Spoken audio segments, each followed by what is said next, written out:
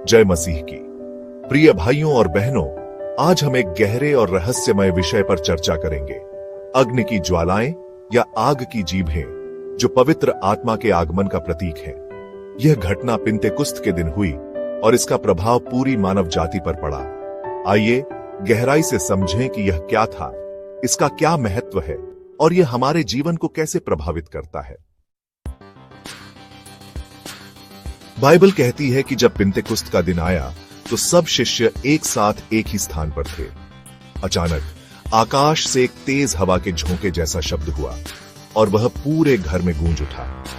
फिर उन्होंने अग्नि की ज्वालाओं को देखा जो बंटकर हर एक व्यक्ति के ऊपर आ ठहरी और वे सब पर आकर ठहर गई और वे सब पवित्र आत्मा से भर गए और अन्य अन्य भाषाओं में बोलने लगे, जैसा कि आत्मा ने उन्हें बोलने की सामर्थ्य दी। यह घटना ईश्वर की एक महान योजना का हिस्सा थी। यह केवल एक चमत्कारी संकेत नहीं था, बल्कि यह एक भविष्यवाणी की पूर्ति थी जो परमेश्वर ने बहुत पहले से दी थी।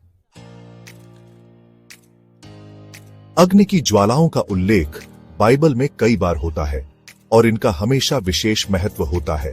1. अग्नि पवित्रता और शुद्धिकरण का प्रतीक है। बाइबल में अग्नि अक्सर पवित्रता और शुद्धिकरण के लिए प्रयोग होती है। जब पवित्र आत्मा अग्नि के रूप में आया तो इसका अर्थ यह था कि परमेश्वर अपने लोगों को शुद्ध कर रहा था और उन्हें आत्मिक रूप से नया बना रहा था। परमेश्वर की आत्मा हमें गंदगी और पाप से शुद्ध करता है ताकि हम उसकी सेवा के लिए तैयार हो सकें। 2. अग्नि शक्ति और सामर्थ्य का प्रतीक है। जब परमेश्वर ने मूसा को बुलाया तो उसने जलती हुई झाड़ी में प्रकट होकर अपनी महिमा को दिखाया। निर्गमन 3:2। जब पवित्र आत्मा अग्नि की ज्वालाओं के रूप में आया तो यह संकेत था कि परमेश्वर अपने लोगों को आत्मिक शक्ति से भर रहा था। 3. अग्नि परमेश्वर की उपस्थिति का प्रतीक है। पुराने नियम में हम देखते हैं कि जब इस्राएलियों ने जंगल में यात्रा की तो परमेश्वर एक अग्नि के स्तंभ के रूप में उनके साथ था। निर्गमन 13:21। इसका अर्थ यह है कि जब पवित्र आत्मा आया तो वह परमेश्वर की उपस्थिति का प्रमाण था जो अब हर विश्वासियों के साथ था। अब प्रश्न यह है कि अग्नि की ज्वालाएं जीभों के रूप में क्यों प्रकट हुई? इसका उत्तर गहराई में छिपा है। पहला, भाषाओं का अनुग्रह। जब पवित्र आत्मा आया तो शिष्य अलग अलग भाषाओं में बोलने लगे। यह संकेत था कि सुसमाचार अब केवल यहूदियों तक सीमित नहीं रहेगा, बल्कि सारी दुनिया में प्रचार किया जाएगा। दूसरा, शब्दों की शक्ति। बाइबल में जीभ, भाषा को बहुत शक्तिशाली बताया गया है। यह जीवन और मृत्यु की शक्ति रखती है।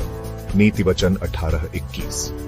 पवित्र आत्मा ने अग्नि के साथ जीभ को छुआ, जिससे वह परमेश्वर के कार्य के लिए शुद्ध हो गए। तीसरा, नया युग आरंभ हुआ। पुराने नियम में परमेश्वर केवल भविष्यवक्ताओं और विशेष जनों से बात करता था, लेकिन अब आत्मा हर विश्वासी को बोलने की और प्रचार करने की शक्ति दे रहा था। आज भी यदि हम वास्तव में परमेश्वर की खोज करते हैं तो पवित्र आत्मा की अग्नि हमारे जीवन में कार्य कर सकती है। पहला, यह हमें आत्मिक शक्ति देता है। जब हम पवित्र आत्मा से भर जाते हैं तो हम भय को छोड़कर आत्मविश्वास और साहस के साथ परमेश्वर का कार्य कर सकते हैं। दूसरा, यह हमें शुद्ध करता है। यह हमें पाप से दूर करता है और हमें पवित्र जीवन जीने की प्रेरणा देता है। तीसरा, यह हमें नई भाषा देता है। यह भाषा केवल अलग अलग भाषाओं में बोलने तक सीमित नहीं है, बल्कि यह प्रेम, करुणा और आत्मिक भाषा की ओर भी संकेत करता है, जिससे हम आत्मिक रूप से गहरे स्तर पर परमेश्वर से जुड़ सकते हैं। हाँ, आज के समय में भी हमें उसी आत्मा की आवश्यकता है जो पिंतेकुस्त के दिन शिष्यों पर आया था। यदि हम सच में परमेश्वर की खोज करें और उसके अनुग्रह के लिए विनती करें तो पवित्र आत्मा हमें भी अग्नि की ज्वालाओं से भर सकता है। क्या आप तैयार हैं इस आत्मिक अग्नि को प्राप्त करने के लिए? यदि हां, तो परमेश्वर के सामने नतमस्तक होकर प्रार्थना करें और उसे अपने जीवन में आमंत्रित करें। आइए प्रार्थना करें। हे स्वर्गीय पिता, हम तुझसे विनती करते हैं कि तू हमें भी अपने पवित्र आत्मा की अग्नि से भर दे। हमें शुद्ध कर, हमें सामर्थ्य दे और हमें अपने राज्य के कार्य के लिए तैयार कर। यीशु मसीह के नाम में आमीन। समाप्त।